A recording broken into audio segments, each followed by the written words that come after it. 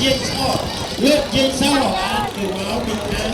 មានសអាចារ្យពីរយៈព្រៃវែងយោព្រៃវែងកាត់ឆ្ងាយណាស់ណាមកពីទន្លេមេគង្គក្រោមមកទន្លេមេគង្គលើនេះគឺមិនធម្មតាបាទឥឡូវនេះបាទខាងឌីបូពុកស័យនេះបាទគឺពុកវងមហាតីនេះបាត់តែម្ដងឆ្ងាយខ្សែទឹកការរបស់យើងមែនទេមិនហើយសស្កាខ្សែជ័យតាមបីលវីសចាច់បងច្រើនហ្នឹងចាច់បងច្រើនដល់ក៏ចាច់ដាច់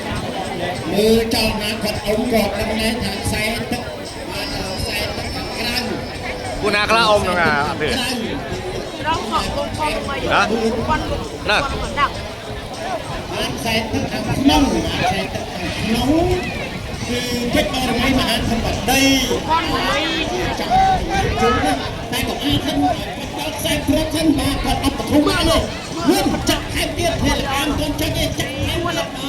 នៅពេលដែលស្គាល់ទុំជុំគាត់គឺខ្សែយ៉ាហួងវាហ្នឹងមែនបាទដាក់សូវមួយបានទទួលជ័យជំនះ